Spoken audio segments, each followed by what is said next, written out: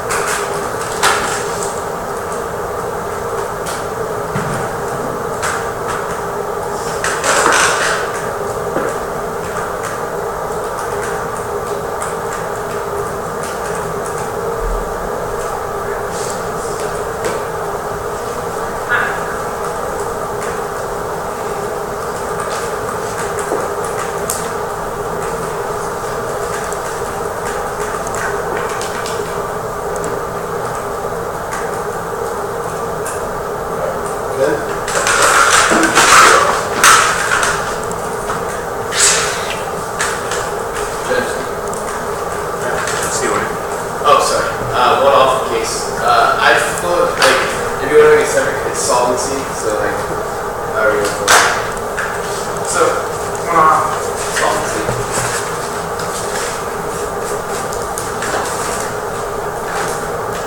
Is everyone ready? Starting on framework, A is the interpretation. The affirmative has to defend a material action. They can talk about whatever they want and use whatever narrative their stories they want as evidence, but they must present an action that we can negate. The negative should win if they prove enactment of the advocacy is undesirable. B is a violation. They offer no stasis point for the debate and won't defend the consequences of their advocacy statement. When I try to understand what exactly the role of the AF looks like after, it's just the police is gone, but it doesn't create a policy for me. I don't know how to evaluate just the police being gone. They said the prison system gone. Like, they view them as an in and of itself and do not offer a solution to the police congregation other than like the police is gone. I just don't have enough to work with there. C is vote neg. A is the standard. 1 is ground. Not defending a specific action method or a starting point. You can literally say police are bad, which I agree, and sit down. Our interpretation is key to foster debates on the means they advocate when both sides fundamentally agree to the end. There's no stable advocacy statement that means that we could cater methodology and say we don't defend that and sit down. This debate is not productive and it kills class and education. And the reason why our act is good is a reason for our interpretation. We will make arguments on case and you will see like when if she leans out of them or no leans out of them that proves this abuse. 2 is the class. It's predicated off a stable topic when there's literally no stability in their debate. Also substantive argumentation is good. This comes from Chivalry in 2000. We cannot argue about something if we cannot agree on the topic in terms of argument or if we have utterly different ideas. We must agree about what it is being debated about before we can debate it. Contest is meaningless if there's a lack of agreement about what is being contested. And 3, or I guess B, and lack of classes and transformative potential to 1AC, 2 and 05. Certain dangers lurk in employing social communication modes for public problem solving, treating of public problems with narrative approaches, actually work to contain dissent, locate systemic social problems solely within individual neuroses, and otherwise fortify hegemony. Democratic deliberation contains transparent, prescribed procedures governing decision-making to protect the timid, prone to egocentric rather than altruistic goals. Subject is only to unstated rules. Various negative consequences can result from transporting conversational paradigms into public problem solving. Public dialogue has been co-opted to silence rather than empower marginalized voices. In practice, public conversation can easily emulate the tyranny of structuralistness. Public conversation has accomplished the reverse. The absence of formal rules leaves rational power unchecked and capricious. The privilege of the self, personal experience, perspectives, mere justifications used by dominant groups who use their own interests as symbols for hegemonic social premises. And 3, see the political. We control external impact. Abandoning politics causes war, slavery, and authoritarianism. Politics 2000. If politics is reduced to nothing and people are condemned to accept the harsh realities of exploitative and authoritarian systems, the shrinkage of politics hardly suggests that cooperative colonization, social hierarchies, or centralized state and military institutions will magically disappear. The public space vacated by ordinary citizens gives elites more room to consolidate their own power. The fragmentation could open the door to a modern drift towards anti-politics, might set the stage for a reassertion of politics in a more authoritarian and reactionary guise. And below that, 4, the threshold may have set for the alternative solvency is an excuse for not transforming structure of power. The framework of we just have to say it's bad. Powers right-wing movements to co-opt the public sphere, creating the very violence they try to solve and reject orienting. This is Pew in 2010. A disconnected left is leaving more power in the hands of the right. Radical too often celebrate ethical individuals and radical force at the expense of wider program. This leaves radicals impotent. The new forms of protest individualized and personal rather than attempt to engage politically with society. The right will not go away with it and go away if the left adopt alternative ethical lifestyles. The right are willing to capture power or subordination to the state has to stop the post-crisis implosion of neoliberalism. The salient point is ethical individuals relative to the conversation or conservative forces in society today. On the underview.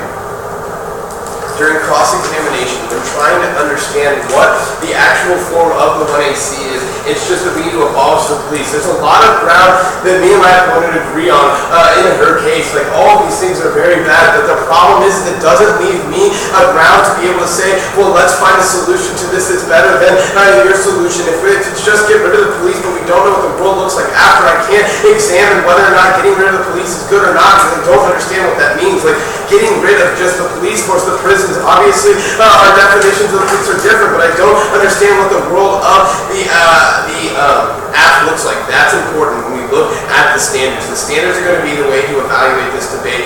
On to the case. one, abolishing the police alone does not solve. This comes from Martin 14. While law enforcement existed in one form or another for centuries, world-world alternatives to the modern system known as policing, unarmed mediation, intervention teams, unarmed but trained people, often formerly violent offenders themselves, patrolling the neighborhoods to curb violence right where it starts. The decriminalization of almost every crime, violent offenses count for a fraction of the 11 to 14 million arrests per year. Wide-scale decriminalization will need to come with economic programs and community projects. Direct democracy at the community level, reducing crime is not about social control. It's not about cops. Communities that have the tools to engage with each other about problems and disputes don't have to consider what to do after antisocial behaviors exhibited in the first place. Mental health care, we have created a tremendous amount of mental illness. Shifting towards preventative, supportive, and independent living care can keep or help keep these most impacted from ending up in handcuffs or dead on the street. And two, abolishing the police does not solve alone. Part two. This comes from Duke Mosova in 2016. Prison abolition is two things. It's complete and utter dismantling of prison and policing and surveillance as they currently exist within our culture. And it's also the building up of new ways of intersecting and new ways of relating with each other. That abolition is the amount about destruction and anarchy. It's about building alternatives. You just can't focus on what you don't want. You have to focus on also what you do want. That is the thesis of the NC, which says that the problem is not just figuring out what to get rid of. It's figuring out what goes in that place. It's figuring out what the world looks like after the police is gone. The last part she reads says that getting rid of this police system, sorry, this is 3. Getting rid of the police system is not solving the underlying problem. My opponent gets up and says that like this is what the root cause is, but I think that when she brings up in cross-examination the solutions we try to have for our society of fixing the problem of those oppressed, it's always led to a new form of oppression. I think that we have to evaluate not just how to get rid of the current form of oppression, but also how to fix the underlying problem. I don't think that's evaluated in the YAC enough for you to be able to pull the trigger on affirmative ballot. We have to know what exactly the post-act world looks like in the world where there is no oppression. I don't think there's enough explanation in the AC to warrant that ballot. Okay, ready? Yeah. How do I set a low threshold for solvency? What do you mean? Okay, so you read this piece of the last article that you make on framework is that I set a low threshold for solvency. How do I do that? I think that like it's not just about like the threshold for solvency. It's just saying like if you're saying things are bad and we should get rid of it, we also have to figure out what that like world looks like, and not being able to see like what the world without the police would look like in the eyes of the app. It's hard to debate as the net. Right. So okay. You also make this argument on solvency, which indicates, which is asking the question, what goes in the place of the police? Could that not be a counterplan or a counter-advocacy?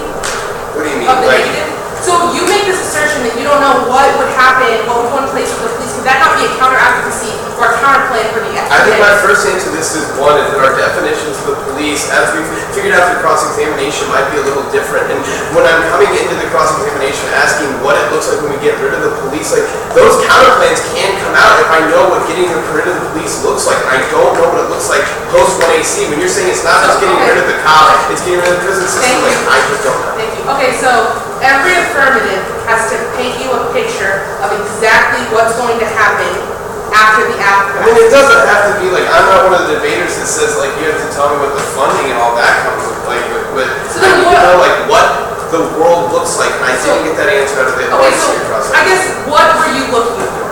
Yeah, just like what is the alternative to the policing method? Okay, alright. Like I can debate what that alternative is. Okay, let's talk about your Martin 2014 piece of evidence. Where in this piece of evidence does it say that abolition doesn't solve? I mean, it's just saying that, like, no, I mean, I want you to point to the real world alternatives to like the modern system known as policing is when you have like unarmed mediation intervention teams, unarmed but trained people. Those are bad. Like I'm saying, if you're not letting me use this argument as like this is what abolishing the police looks like, that is proving abuse for the framework that says that like okay, so you have read this Martin 2014 piece of evidence which states what exactly we should do after we abolish the police. Why couldn't you read that as a counterplan? Because I'm not the act and I don't need to do that. Like I'm saying that like I can't read the counterplan. There's no reason that like it can't be just like, oh, that's also what the act does. Okay, like, there's no stasis point. Okay, how is the act not material action? I'm saying like the material action that you take is not defined enough to like constitute like a policy material action. Like when I'm telling you, like the problem is with the affirmative is that getting rid of the police when we don't know what that means, like I'm just saying the material actually needs to be defined, it's not defined. Okay. I'm gonna take it a little bit.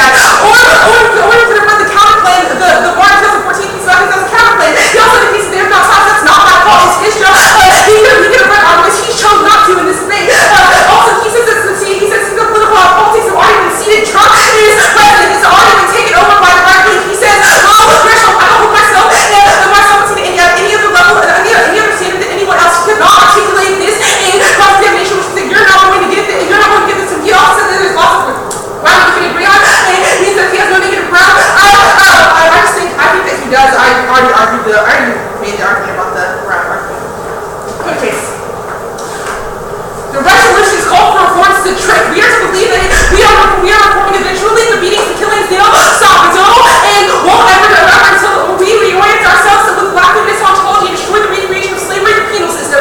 These systems are practically haunted by the anti-black sins, both past and present. We must exercise the system of anti-blackness to refute tipping corrupt trade. What is perceived to be right and wrong, exposing the system for what it truly is. You should go for the person who best produces knowledge, not these the westerners that have hegemonic knowledge. Production, they don't because they don't even have a type of accuracy. They just want to keep stuck in that type of framework. However, you should he also indicates that he also makes the argument that the abolition doesn't solve. One, this card literally doesn't say anything, but second, he sticks in this law on 2015 piece of evidence which indicates that these types of arguments are only being made because we cannot view a world without police because we're stuck in a colonialist mindset. It indicates that once we step out of that framework, once we stop thinking that we need the police, that's when we're actually going to be able to solve the problems, which is why the app is called the Black Feminist Ontology and the abolition, which also answers the second piece of evidence I can read indicates that abolishing the penal system and the police is a good thing. So I really don't understand the argument that he's trying to make here. He also asks this question that what goes in place of the police. However, I think that his March 2014 evidence can't answer that. He can read as a counter advocacy. He said that won't solve because there are underlying problems. However, if you remember the Salaha number 2, 3, and 4, they all indicate that Black Feminist Ontology combined with abolition is what's key. Black Feminist Ontology allows us to invoke an exorcism of anti-blackness through recognizing the mental state that we are in. Also, you should extend the Salaha number. Okay. Also, you.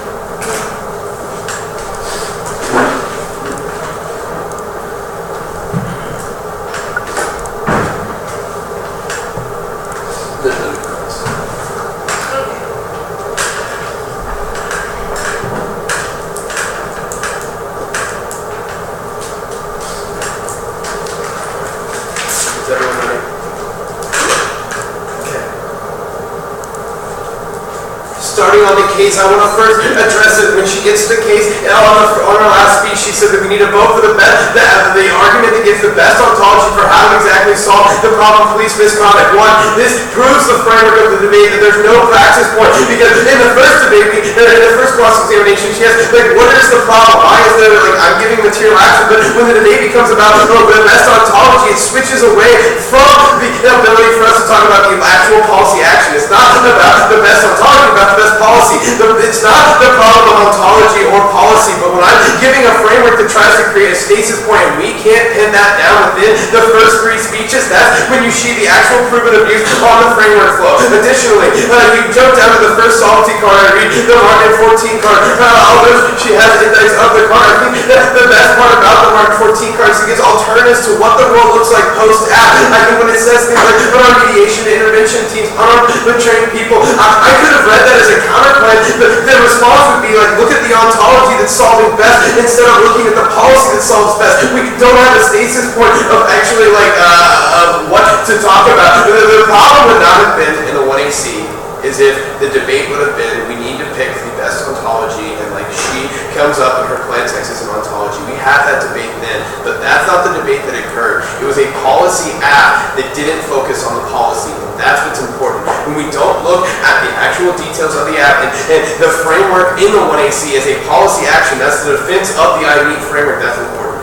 Additionally, on to the bottom, the third argument I make is that this is not solving the root cause of the problem. She cross-applies and like extends the four cards from her author, but doesn't really actually indite my argument when I say that like this is a continuation of a problem, and I don't see how that cycle ends. I think that the author is good on saying like this, getting rid of this problem would be good for those oppressed, but I don't see how it continues to make that argument without actually showing me in the card where it says that this is where it ends. This is where those cycles of abuse and subjugation end. I think that is actually a pretty good argument on the bottom of that solvency, which means that there is an actual reason to vote against the case on the terms of solvency, but that's not where you have to pull the trigger. You pull the trigger on framework. On the overview. Cross-apply my analysis that the debate has switched between a debate of ontologies and a debate of policy.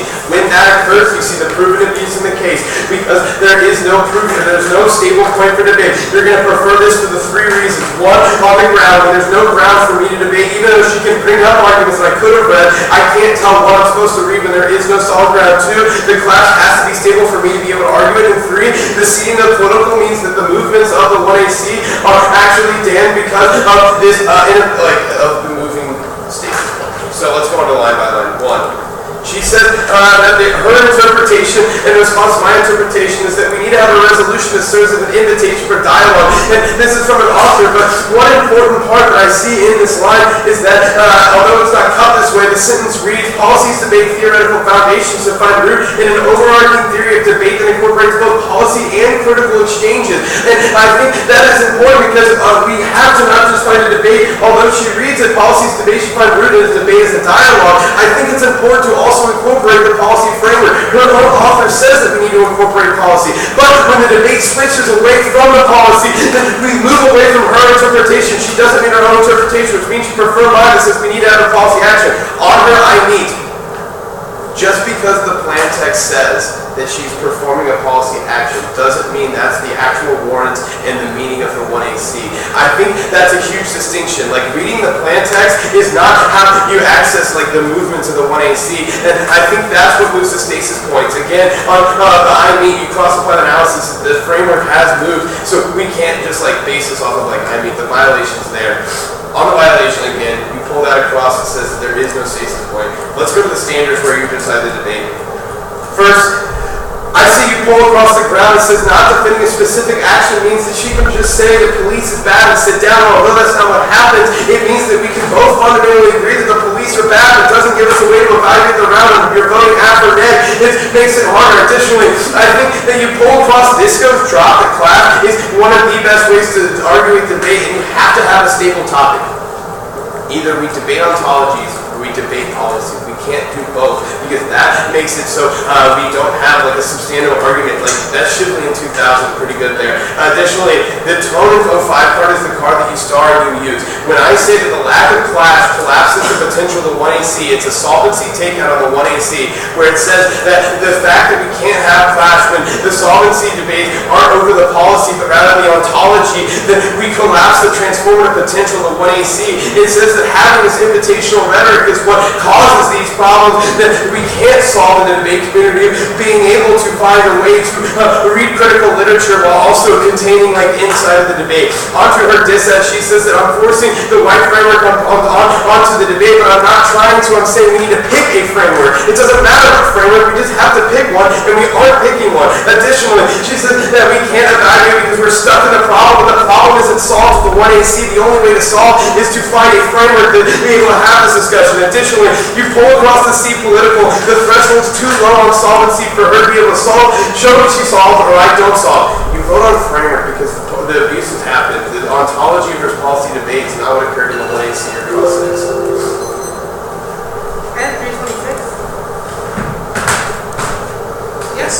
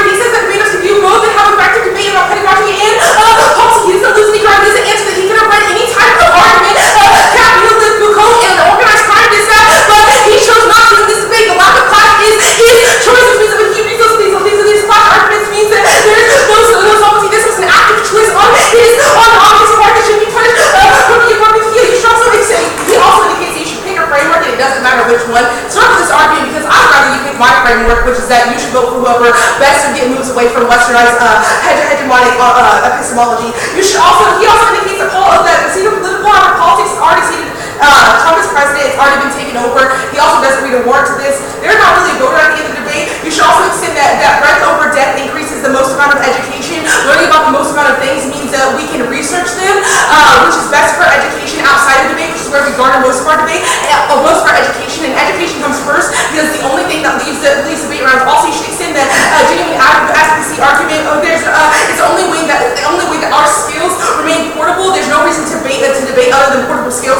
Also, you should extend this versus dominant scholarships are incomplete. That's 1AC number 2 indicates that white dollars are ultimately abusive.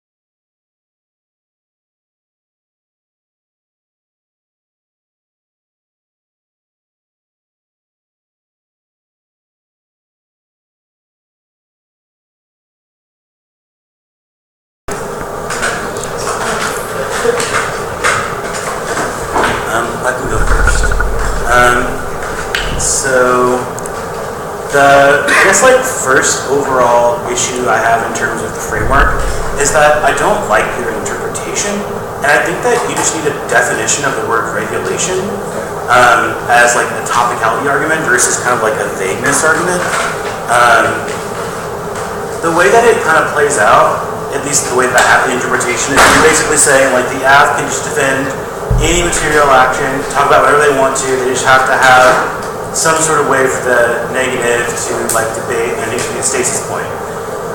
Beyond like the standards debate, which I'll get into, I'm not honestly totally sure. I don't even just buy that the app gave you a fair stasis point to clash with the affirmative case. As I understand the affirmative, it abolishes the police. It advocates that the United States government take that action.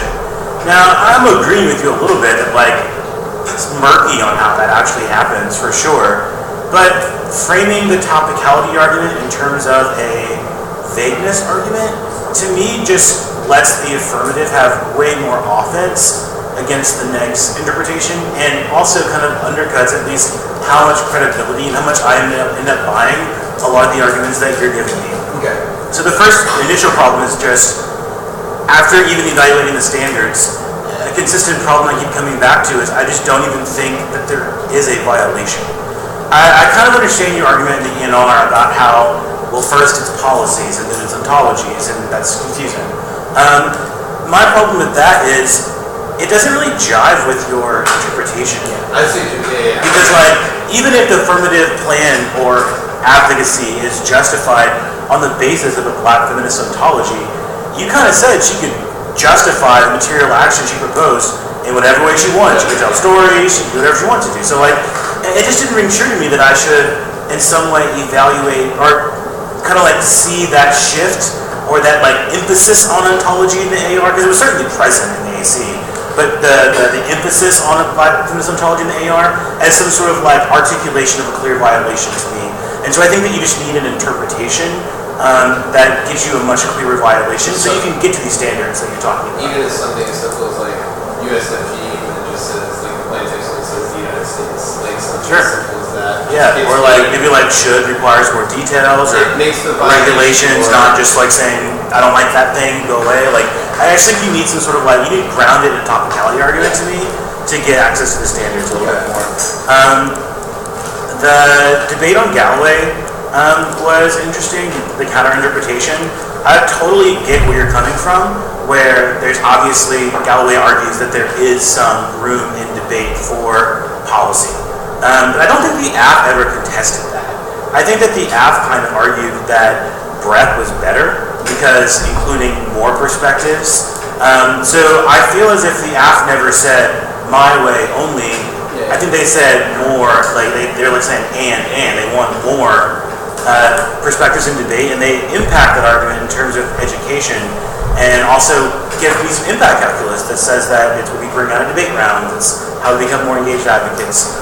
I think the best argument you have in the debate is the clash argument, because it's the one that jives probably the best with like your interpretation about the stasis point and kind of some of the vagueness of the affirmative case. I just think that one, you might need to go a little more in depth with the laundry list of examples that the app gives in the 1AR for arguments that you could have run.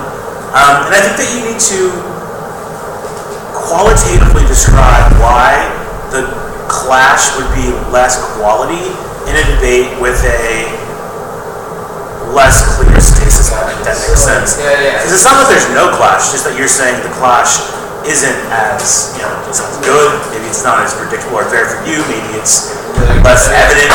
Saying something like reading the federalism is that it's not going to mean it's sure. In this framework. Sure. Yeah. I think a little bit of something there would be good. And then see the political argument, I just have like a conceded argument that there's no uniqueness to that impact. For the app, I thought it was a good debate. There were a couple of places where I thought that your explanation could have been better. I think that you could still do a better job of applying the 1AC evidence. I don't know the pronunciation, I'm sorry. But the 1AC evidence to the criticism or the framework argument. And I think it's just kind of about being like a little bit more flexible in the debate in terms of like applying your block to the negative argument. Like I think there need to be like a moment in your head where you're like, okay, this isn't even topicality, this is more of like a vagueness argument. Right. So the way that my block is written kind of sets up an indite to like a topicality framework of the argument and applies that from the app. I need to sort of adjust that similar concept to more directly apply it to what the negative is saying. So, for instance, I think a better link from the sort of text of the app that I heard that you could use was some of the language that talked about how the longer that you're in the abusive relationship, the less viable leaving ever seems. And so I think you could have been like, look, his lack of ability or understanding to like see a route for clash in the debate stems from a perspective of whiteness that sees an inevitability of colonialism and whiteness. And I think that would have like linked a little bit more and you would have gotten more of an impact. I don't think like the impact of the argument just really never gets fleshed out in the round. Like the TRU basically says like any impacts I get from the app, I now get on the cake. What are those impacts? And how do they like play out with like ground? How do they play out with sort of like the fairness of the debate? And so I think you could have like described a lot more about like why his model debate wedded to some of the same fears and anxieties that your through evidence describes. Why the debate model wedded to those kind of perspectives would be a bad model of debate.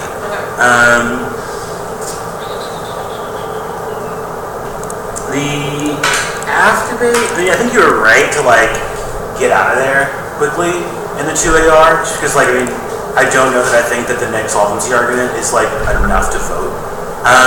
But I do think like as a speaker points question, like it just like kind of irks me that you weren't just like slam dunk, like just like this is what I solved, like and it's like super easy. Like I don't say you struggled, but like it didn't sound awesome in the 2AR when you were like, no, my affirmative isn't the same kind of reform as abolishing the 13th Amendment. You're just like, blackness ontology makes it different, moving on. And so like, I felt it wasn't like a problem for my ballot, but it just kind of like, to me, for speaker points, for ethos, like I think you could have been like, look, you're wrong, not the same thing, here's why, and that explanation I think would have definitely helped for ethos. The roll of the ballot thing, I don't know that it really impacted my ballot a whole lot, just because I don't know, I'm not a super huge fan of rolls of the ballot that are like kind of self-serving in that way. Like, to me, like, I'm just looking to vote for like the person who like, I guess in this debate purports like the most desirable model for a debate, because that's what the round came down to. So that's probably just like a me judge thing. Like I'm just not, I don't see myself ever being like, oh, roll the ballot is that it's about hegemon knowledge production, so everything the next said, nah. Like I just want to like clarify, the roll the ballot came out of one. Yeah, I just wanted to make sure that I didn't miss something. Okay. Those are my thoughts. Yeah, so I'm on board with pretty much everything Chad said about the procedural thing. It wasn't super clear for me because, and something like that, you really got to make sure there are really clear bright lines throughout the standard part of the debate, and they're just words. So I was like very wishy-washy on where this stuff is, but your author does talk about to some extent how the ontology and politics and policy is all kind of linked together, and it does go together in a weird way. So I'm like, and that, at least I didn't understand much of a response to that. So I'm like, okay, I really don't want to vote on this thing. At the same time, I really, really, really do not like this plain text in itself. I am very like, I am a stickler for like plain text in debate, especially because it's not really a full advocacy. It's not, you're not saying like this is pre-fiat type of advocacy thing going on here. It's more like a post-fiat, this is where we should head. So I'm like, all right, if you're doing that, it should be an actual policy where Congress is going through and getting rid of all the prisons and police and everything. So I mean, like, honestly, Connor could have been like, look, nothing is actually getting fiated. The government doesn't work this way. The government should do a lot of things, but they don't do the things that they should do. But that argument never comes up. Plus the T issues, which I'm sure. But, so I kind of ended up voting affirmative in a really, really weird way. So I'm like, I'm not looking at the procedural thing. And instead, I look over at the answers to solvency. Because I'm like, okay, I don't know, coming out of your authors, I'm like, I don't know if the world's a better place after planning. Your authors do address why they can't articulate that.